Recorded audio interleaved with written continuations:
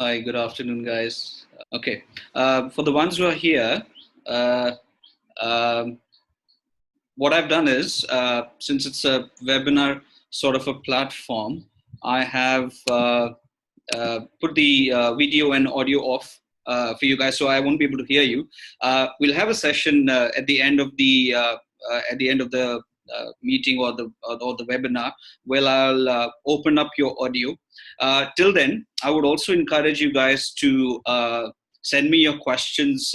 You can type your questions and send it to me. Uh, through the app. I mean, through Zoom. I'll get the questions and I can answer your questions directly. This way, it'll be a little easier for us to communicate, and this it will be easier for us to sort of take the discussion forward.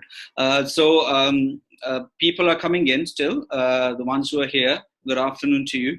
A lot of my own teachers from Savaloka are here, and some other participants are also joining us. So a warm good afternoon to all of you.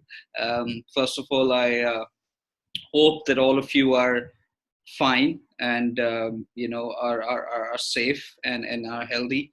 And today I am not here. As a head of school or as a principal. Rather, I'm here, amongst with all the participants, because I realized there's something very important that we wanted to start a discussion on, and not just have a one-off session. This is basically a starting series in a series of webinars that we will basically open up, where we'll have different discussions. So as you guys are putting your in the chat panel, I can see people writing. If you have any questions while I'm talking, please do post the questions here. I will answer them from here. It'll make it easier for me to address all your questions. And at the end of the series, I mean, at the end of the session, we'll open the audio and we can have audio interface with the participants. Going forward into the series, we'll make sure that we'll have different kinds of webinars. Some of them will be more interactive, where we'll have video sessions. Some of them will be one directional rather, from one person. It's just different things. One is trying to basically do the best from what technology has to offer, right? Right. So let's get into the topic. I mean, the reason, as I just mentioned, that when we talk about the education industry right now, right? Most of you, rather all of you, are connected to it, are working in it, and what is absolutely important to realize at this point is that what education system has been, what we are even used to. And when we say technology, a lot of us use technology constantly in education.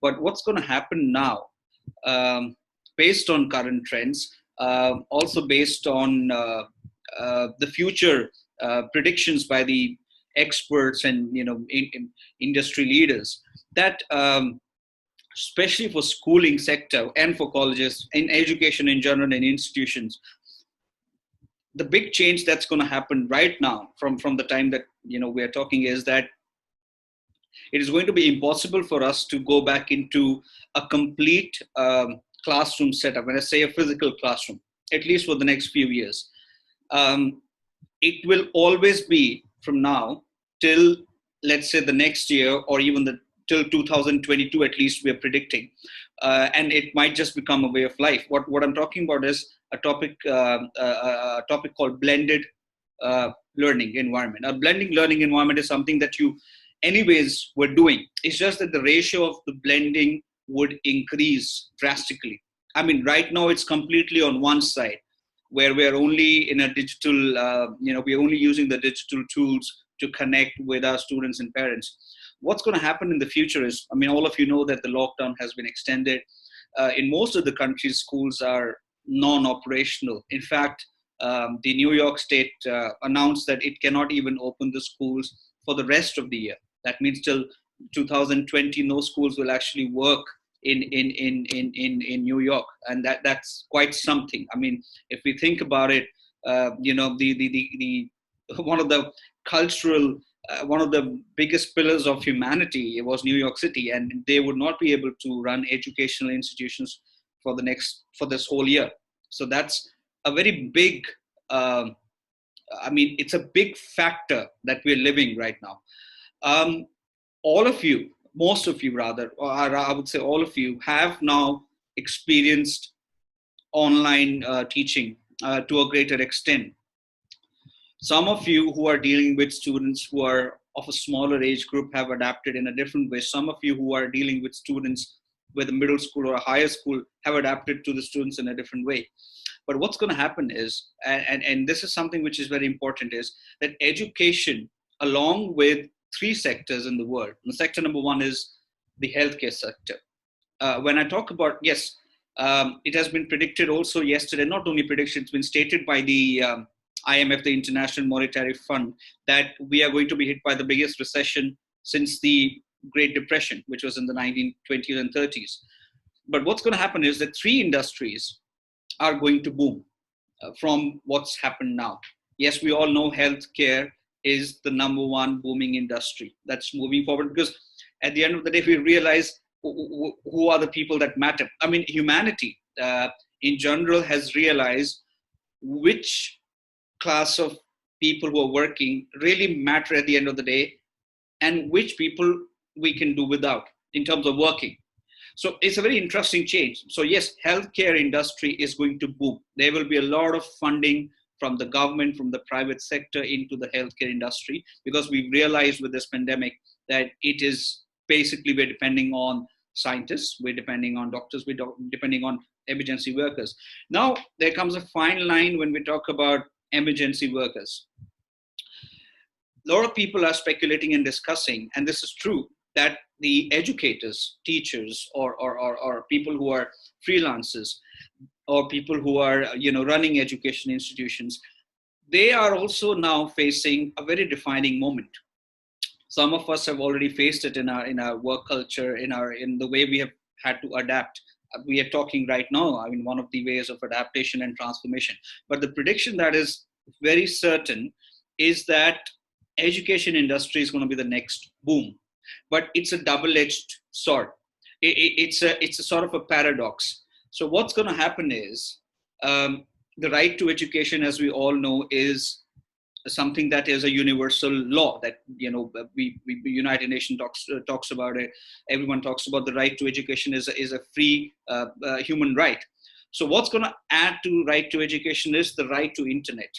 The right to free internet service is going to be the next, and it's something that you will probably see in the next 4 to 5 months, is my prediction. That right to education would go in sync with having free internet service being provided. Now, when we say free internet service being provided, this is again going to depend on a lot of factors. I mean, if you're running a private school, if you're working in a government sector with education, how much of funding will come from the government? So there are a lot of factors to it. But definitely, if we talk about this year, what's going to happen in the next 6 months? Now we're sitting in April. If we look at the next 6 months prediction, we have to go in sync with world events. First event that we are all looking forward to is a vaccine. And there's a lot of speculation, there's a lot of debate, there's a lot of information coming in. But again, in the best or the worst case scenario, it can be anywhere from 6 months to 2 years. Again, I mean, everyone hears different things. But if we look at these studies that Harvard is doing right now, their speculation is that the world is going to live into an on-off social distancing. That's a new term that has come up. So we are all used to social distancing. The next step is going to be something which is called on-off social distancing. Now, what that means is we will have to live with the virus. This is not like SARS or any other epidemic that has happened in the past. It's something that will stay for a while, at least. This is not my, it's based on what journals are coming out with, what Harvard is coming out with, that this virus is something which we would have to live with till the point we can genuinely find a vaccine to, cure it. And the hard part here is that this is, again, we're looking for a vaccine against a virus. I mean, it's not a bacteria-based or another organism-based. It's a virus-based vaccination, which is more complicated, as all the science people would know about it. So the interesting part is right now there are a lot of different shifts that are happening in this pandemic.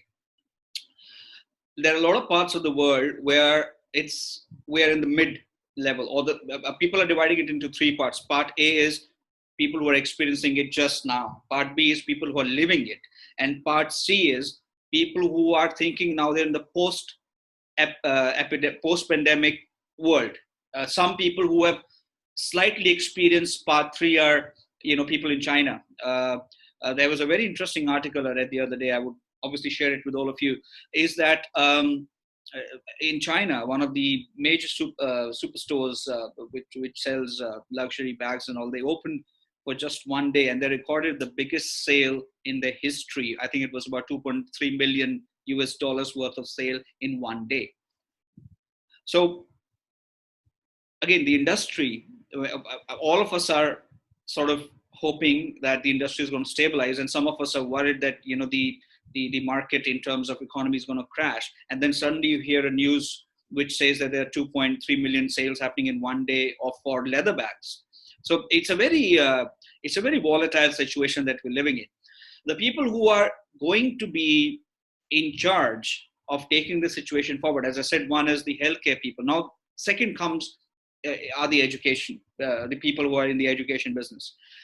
Why they would be taking the world forward is because people, when they panic, it's a very simple thing. When you feel worried, the first person that you run to is your doctor. You say, okay, I'm feeling unwell, I should check with this. After you feel fine, that you're physically okay, then comes your emotional, that you go to your family members.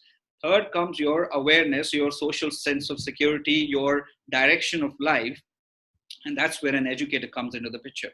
Now, what has happened is, till now, and it's a very interesting situation for humanity. Till now, people were going into a phase where we started, the ego level, all of the teachers would agree with me. When we deal with parents, the amount of self-reliance on the factor that it's me, I can do it, and the sort of mentality of directing a teacher of how to be and what to do, and directing the school of where to go. Parents were sort of becoming the mafia, and teachers were unfortunately getting the lower half of the stick. However, this is going to completely change, because parents are locked with their kids at home, and literally it's one of those situations where only people who are prepared and people who have the depth to adapt are the ones who will take charge. So when we talk about teachers, when we talk about educators, when we talk about leaders in the field of education, when we talk about people who are going to become leaders in the field of education, these are the people who are now basically taking charge of the direction that the child will take. That's one part. The second part that we have to understand is the direction that the parent is going to take, because both of them are looking for a direction. So when we opened up this topic in this webinar about being more, how to sort of upscale yourself into the education market, into the education sector. The best part right now with all of you who are attending this call is that you all have internet. Internet is not shutting down. You all have some kind of a device. You all have knowledge and subject expertise. You all have experience, and you have experience with students. Now, coming into the future, I'm sure a lot of you have heard about people who are calling themselves, and this is not a new term, let me tell you. It's been going on for a while. It's just that now it's been amplified. When we talk about people like life coaches, pundits, gurus, not gurus like the Swamis, but the education gurus, people who are giving direction to people of how to be, how to think. So the problem is the pandemic has put you all of us rather, into a locked space of mind and physical proximity. And because of this locked space, we're looking out for people in other digital spaces who are open, but physically locked, for direction. Now, this direction can be literally about what you have to do for the rest of your day, because you're locked at home. And the direction, remember, is going to increase, because when they will be out of their homes, they're going to again look at somebody else to tell them. We're all hearing about stories about Modi telling people at 9 o'clock you light the candles, so people go ahead and light. Modi tells, if Modi tomorrow says go, hang the clothes by in the left direction, the right, people will do it. The point is, the people are looking for mentors. People are ready to accept that they don't know. So now humanity has always had this problem. When people accept that they don't know, then either they'll be exploited, or there would be genuine change makers or change agents who would come into the picture and take them forward. So that's where a genuine educationist, as we call it, would be the person to be in charge. Okay, so I'm gonna open. Deepthi has put a question: what is the difference between blending and online learning? Right. Deepthi, let's answer this question. When we talk about blending, actually, I was writing an article on this in the morning. In fact, I was studying it myself. I used to study blending is basically a balance. Now, the balance that I was talking about is that when eventually schools will open, eventually, we don't know when, you will notice that there would be days in a week, probably you might be coming for a physical classroom maybe twice a week. Rest of your work will still be from home. Maybe you would be coming to school and the kids will be at home. You will be in a situation where you probably are at school and suddenly an emergency is again declared and you have to again blend back to your digital space. So blending is, no, it's not exactly e-learning. Blending would be a very fine balance between your physical learning space and your online learning space. But now the problem is, in a normal life situation, in the education industry, in fact, it's been couple of years, more than couple of years, with the people who are running the education industry have been procrastinating on what are the pros, what are the cons of digital learning, this and that. Now, unfortunately, what has happened is there is no space for procrastination left because we don't have the luxury of having space. So the only space now we are left with is the digital space. Now, the irony is we will be moving from the digital space to a limited physical space.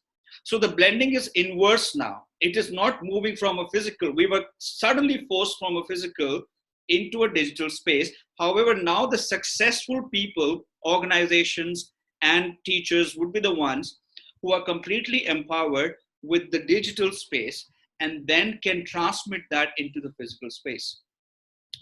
What that basically means is you will be spending less time in the physical environment for the next few years and more time still in the digital space.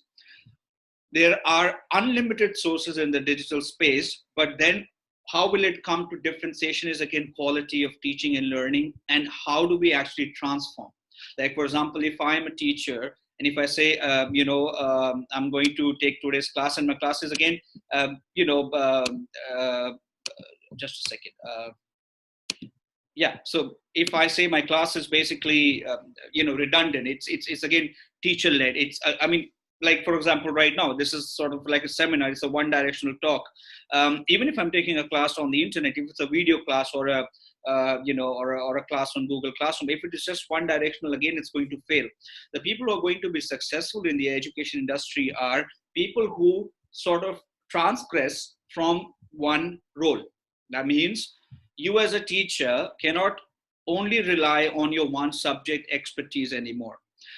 And when I say subject expertise, I don't mean multiple subject areas. I mean multiple domain areas. What that basically means is that you will have to move between, as I said, people who are right now, what are they doing? They're becoming life coaches. They're becoming online mentors. You would have to dwell into the psychological part more rather than the educational part. Right now, kids and parents, in the mindset that they are, if you can take the education to them with a psychologically balanced approach, they would be more prone to listening to you and they would support your method.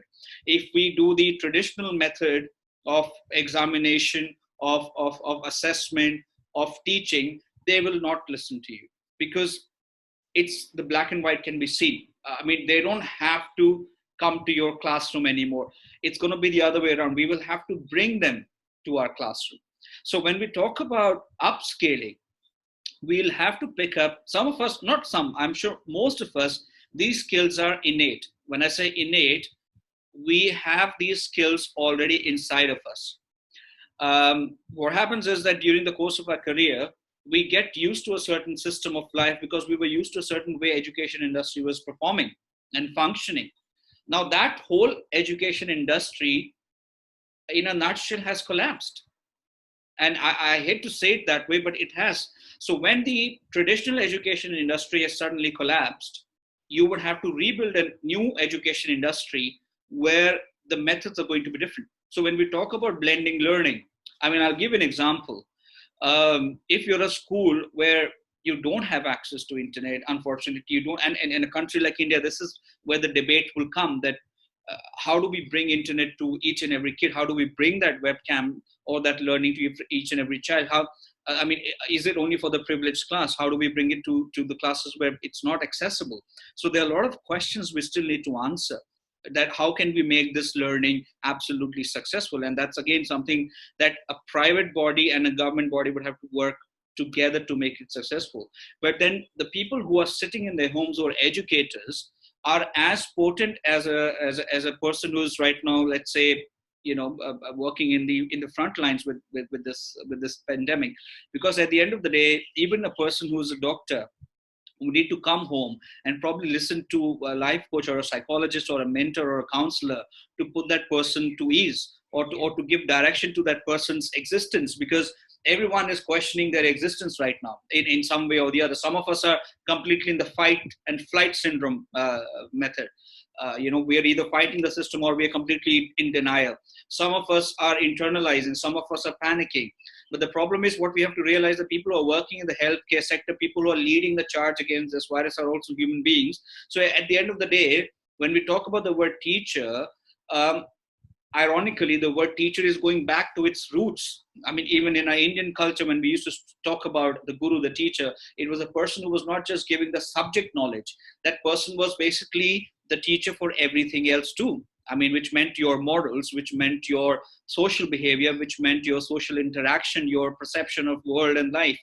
So now the question has come back, that can the modern teacher or even the traditional teacher take on all these bandwidths of identity and take it forward for the student, the parent, and can you transgress from just being a teacher of the kid to being a teacher to someone else?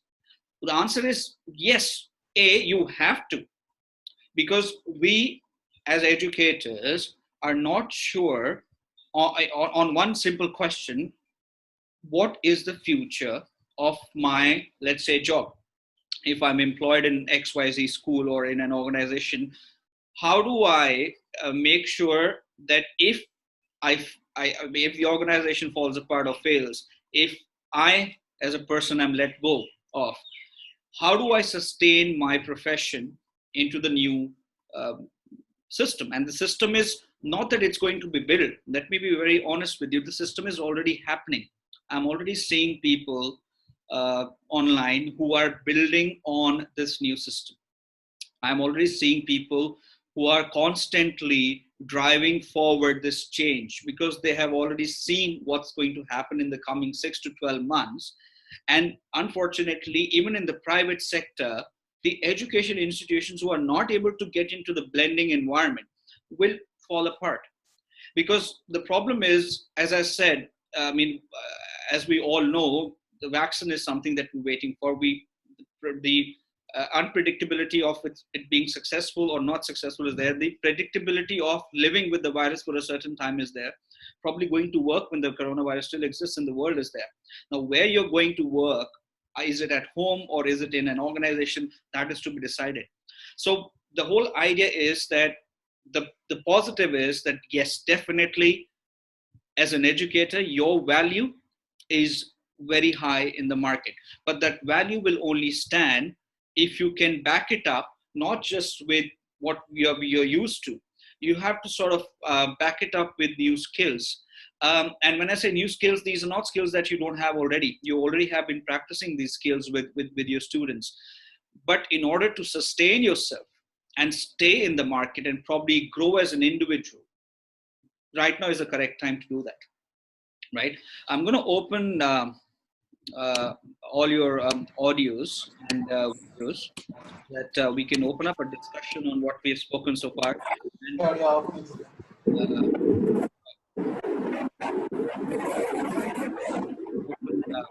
cameras. Can you guys open your cameras on your own? Do I have to? I can just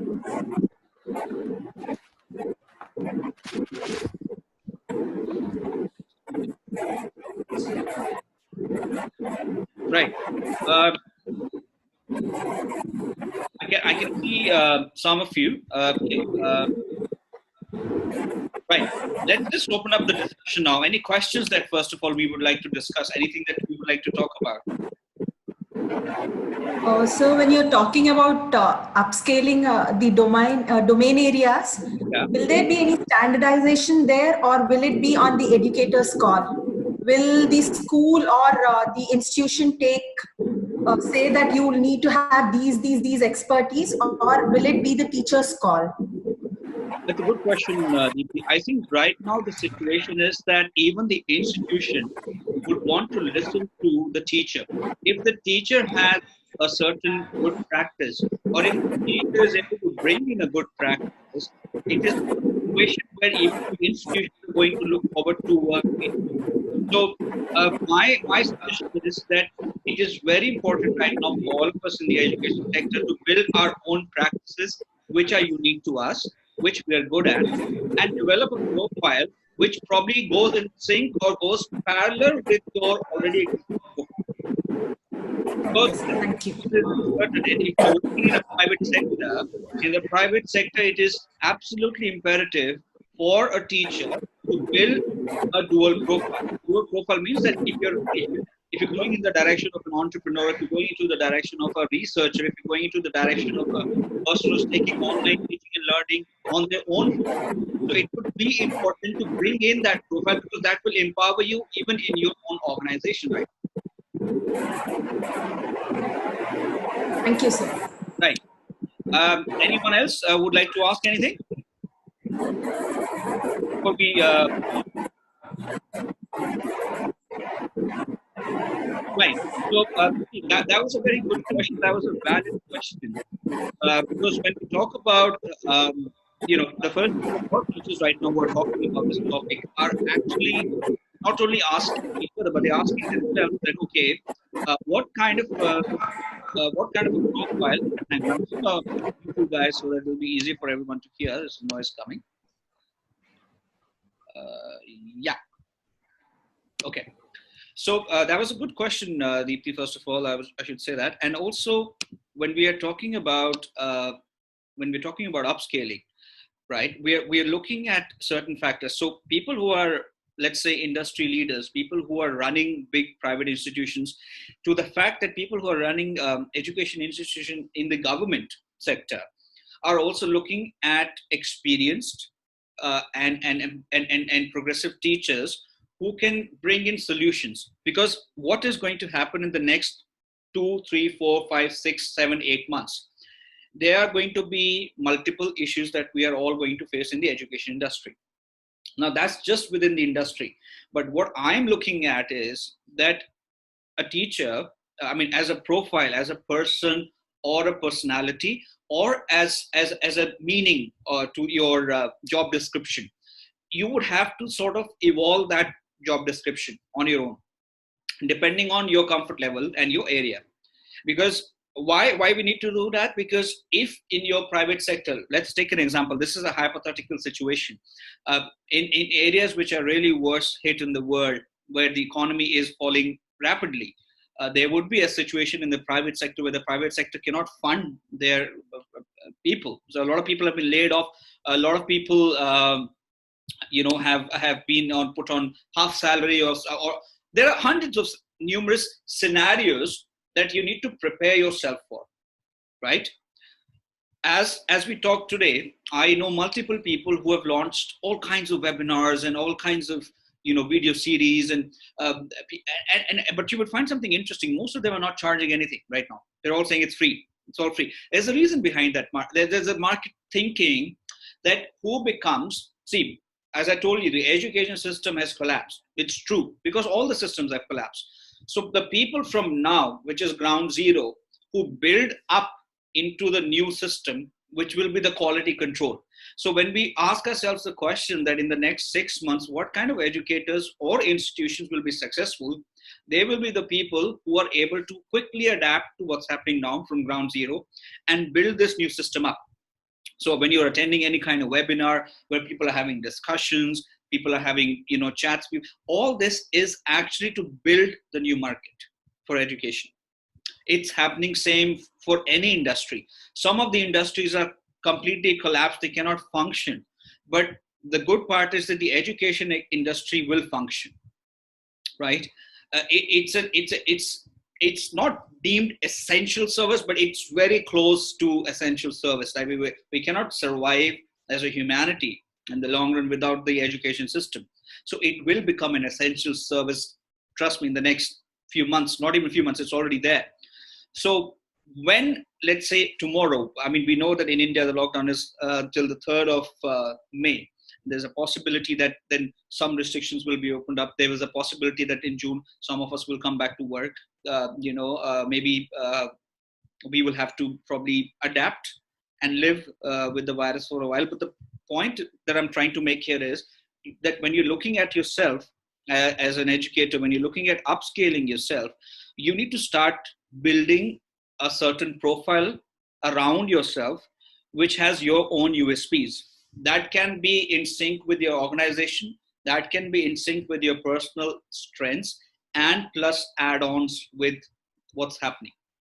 Now, when we talk about technology, I mean, right now, as we speak, there are people who are driving the internet traffic, as we call it. So the internet traffic basically means that there are a lot of people who are creating blogs. There are a lot of people who are writing threads. There are a lot of people who are posting, articles. What this is doing is it's creating a sort of digital imprint for you. Now, the problem was earlier on, digital imprint was not taken very seriously. I mean, it was taken seriously, of course. I mean, it's been there for so long, but now that is the only imprint that we have. We can't impose a physical imprint anymore because it's not possible. And even when we do get a chance to impose that physical print, it will be this digital print that you've been able to create in the internet world, in the internet matrix, that's going to empower your profile. So the kind of work that you A, are doing right now, B, that you think you can do in the next few months along with your regular work will be key to your profile. And the profiles that we're going to look at in the future are the profiles who are able to adapt to the change, right? Adaptability is the key. We always talk about it and we always follow it. And to an extent, most of us have been successfully able to adapt to this change. Now, the problem is, as a person who probably is, let's say, starting a company or is launching a new, very interesting web-based series or anything, is going to look at a profile that can this person actually sustain this practice. So your actual qualities will come into play. The only thing that you have to think about is, how do I take my qualities and how do I now transmutate or transform them into the digital plane? Till the time I can come back to a physical classroom, how do I use my space absolutely 100% efficiently? So efficiency is going to be a big role. Networking is a big role. So the irony that everyone is talking about right now is people are all locked up physically, yes, but we're absolutely free to roam digitally, right? So now the fact that we're roaming digitally is again going to have a big impact on the fact that what you do post, what you do talk will build you or not build you in the coming days. So upscaling would have to be a very conscious decision that you would have to take about yourself. You'll have to think about three main questions that come to my mind. Question number one is that as a teacher, do you have the aptitude of also becoming someone who can counsel the kids, someone who can also look at the psychological aspects of your parents, of those kids, someone who can probably look at coaching those kids apart from the subject into their daily lifestyle? Are you someone who can sync your understanding with what's happening in the world, and be that source for that person to give them the right information. Because the biggest challenge right now when I talk about education is misinformation. Misinformation, if coming from an educator, will be the biggest crumbling point for that educator. Because we are supposed, if a doctor gives you a wrong injection, you can, how can that person do it? So if an educator gives misinformation or wrong information, that is like the biggest crime that we can commit. So the point is, people who are change makers, when we talk about this term, it's being used a lot now, but what does it actually imply? It actually implies people who know the facts from fiction. People are not posting things which are from fiction, which are things which are driving a social consciousness in the negative direction. People who are talking about facts, people are being pragmatic, people who are also coming up with solutions. So what is happening online that I'm noticing in the online traffic is a lot of people are copy pasting famous posts by famous writers or industry leaders. But the problem is, merely copying and pasting, getting a few likes is not going to be enough. If you can drive something of your own and write something of your own and post it, or come up with a solution in your own subject. For example, I'll give you an example. Right now in Cambridge, on the Cambridge blog, if you go, you will find that every second day they're posting a new blog entry by some or the other teacher who's coming up with new innovative ways of taking that subject forward. In fact, today there's been a post on the Cambridge blog by a science teacher from UK who's come up with a very innovative idea of how to take science forward. I'm stuck at home. So what people, again, constantly they're looking at online is innovative posts which generally show some kind of solution, or at least they have scope of development. So other people would want to attach to that. If we are regurgitating information that is already spread on the internet, then we are not adding value to our profile. That would not be called upscaling. That would be called static, right? So the whole idea is that I, as a person, I want to move ahead. That will only happen if I can back up. Research should be there. Back up my ideas with facts, not fiction. Make sure that my digital imprint is not creating a negative vibe or a negative environment, in the situation, in the world situation. That is absolutely very important to understand. I think deeply written about Darwin's theory. Yes, I mean, if you think about it, it is something that is going back to that direction, because uh, survival of the fittest. When we talk about that factor, we are in a situation as a civilization. We are in a situation where we are thinking with two areas. One is we are reflecting and also increasing our compassion, but at the same time we are also worried about our own survival. Somewhere deep down, uh, had there been a nuclear holocaust or a missile fired in North Korea, or a bomb dropped in Iran or Iraq, we would be like, oh yeah, I feel bad. You would feel hurt for a while. But now the situation is that this is a borderless situation, doesn't need a passport. It doesn't work like that. So the mere survival of your own existence and your loved ones comes to your mind. And this is something that is true. And it also comes to the mind of the people that you're working with and the students that you're catering to. So how can you best comfort them and give them direction? Because we have to separate ourselves from the journal mass. First of all, you have to think that way.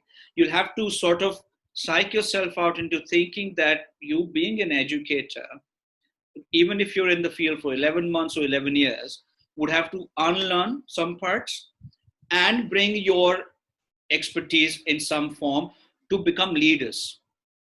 So when I talk about upscaling, when I talk about mentors, when moving from just being a subject expert or an area expert, moving from your subject into mentorship, that is the key. And that can happen from your subject also. So another very important factor which we all should think about, you can take your subject forward and become a leader in that subject. And through that subject, you can diversify into mentoring and you can diversify into different directions. That is very much possible. And most of you, I'm sure, have been thinking about it, or rather have been doing it. But that's very important, because the reason why that is important is, if I tomorrow open up a psychological or a hypnotherapist clinic, nobody's going to come to me. They're going to go to a person who has a degree of hypnotherapy. So when a kid or a parent knows that this teacher is excellent in maths, I know it, or she's excellent in science, I know it, And that's the factor that they know. So it's the same logic that this doctor is excellent surgeon. I know it. Had this doctor been a surgeon and now started, doing something which has nothing to do with surgery, I would be worried. So you can use your already created image and amplify it. You would have to do that because otherwise somebody else will. It's simple as that. People are looking for a direction. Every day, we are spending a lot of time on a digital tabloid of any kind, a phone or something which has a way out. So now the point is, if you think about it, it comes down to two basic points. If I would I rather watch a repeated film, because that's what is happening. I mean, we can't even do production in media anymore.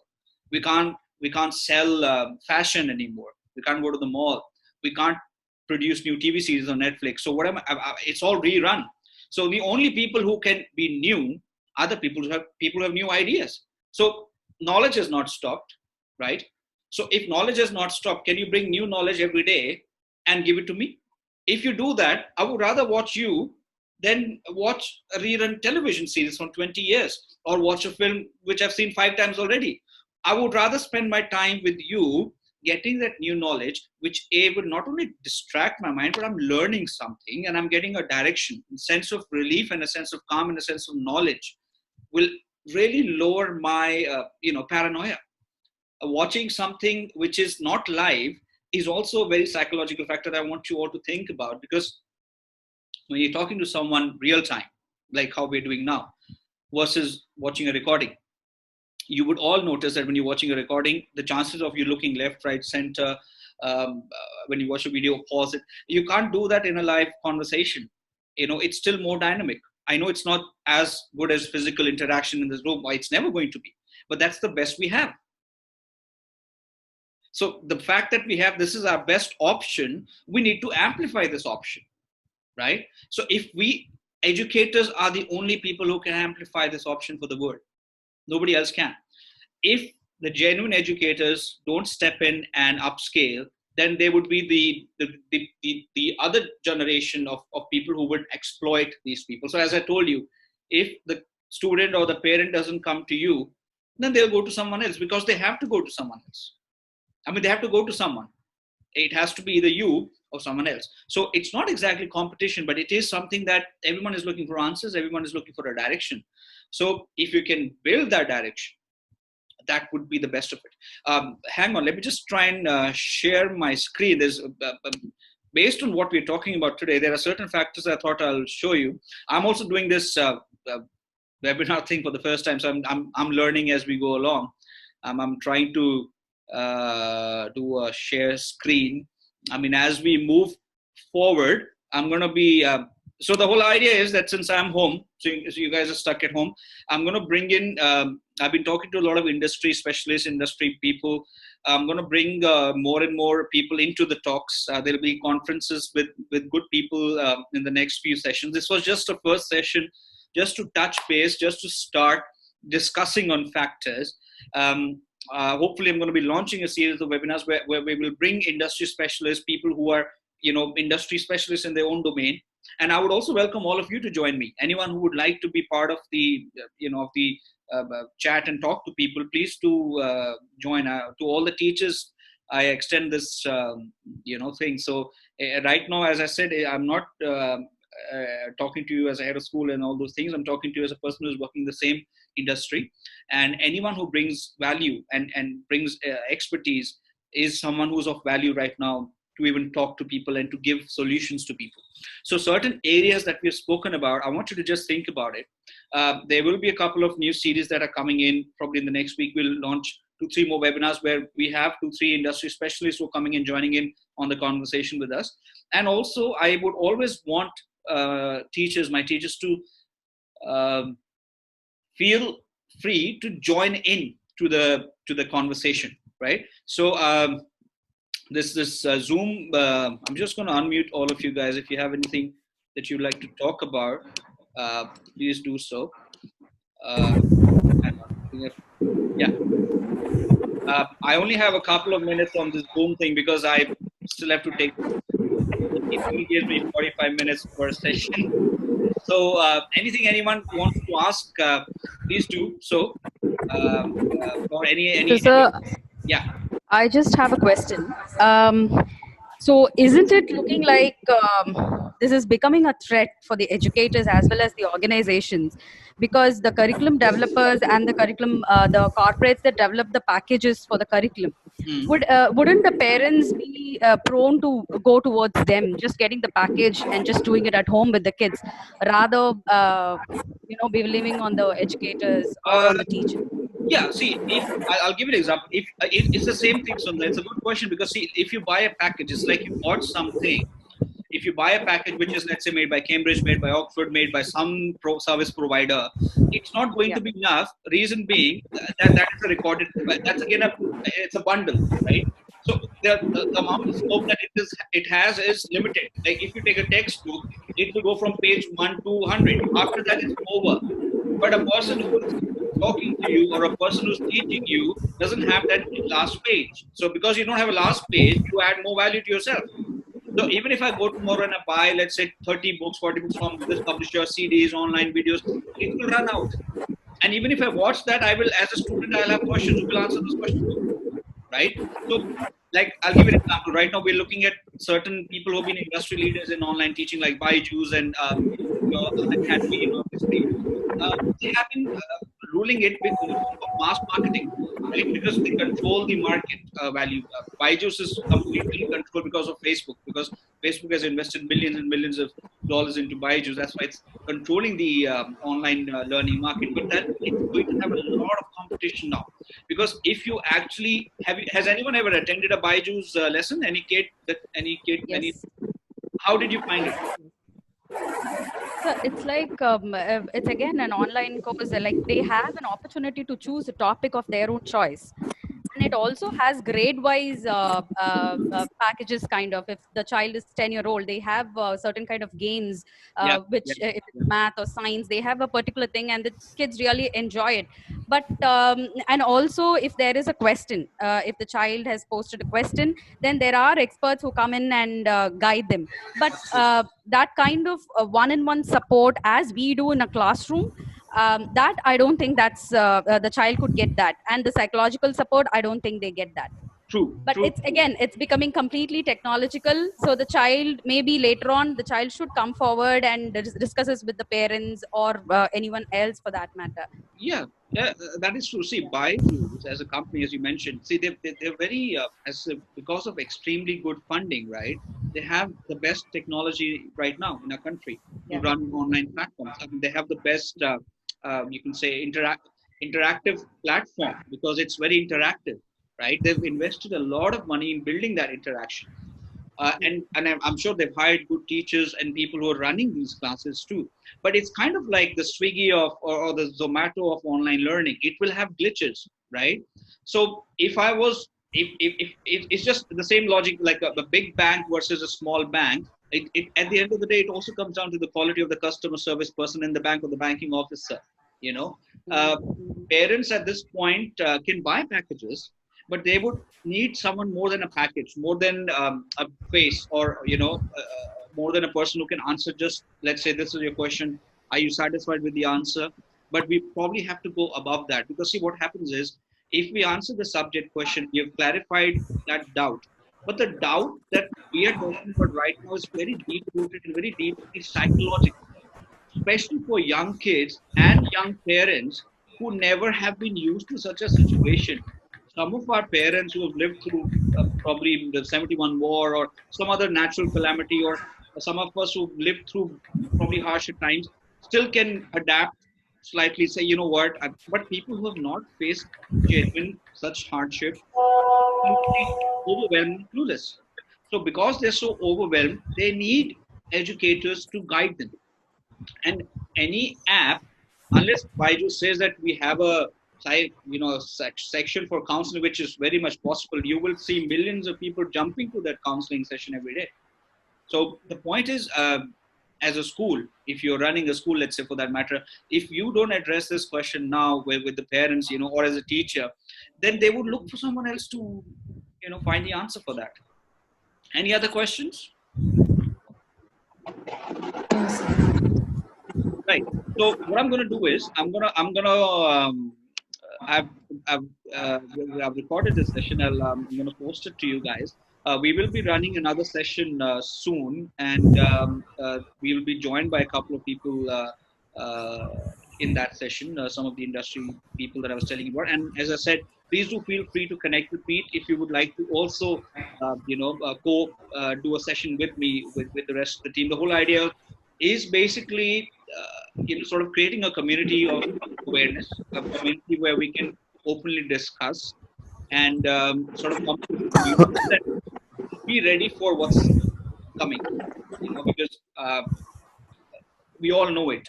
We've been sort of experiencing it every day. So it's a situation where we can really use good teachers, good educators, and it's a situation where you can really use your work life's experience along with your work experience and build something. So it was great having all of you on the call, and I hope to connect with all of you, most of you soon. Um, have a wonderful evening ahead and be safe. And I'm going to send you the recording along with certain pointers and certain points for you to think about, of the points that we discussed today. And if you have other questions, also please send it to me and we'll make sure that I answer.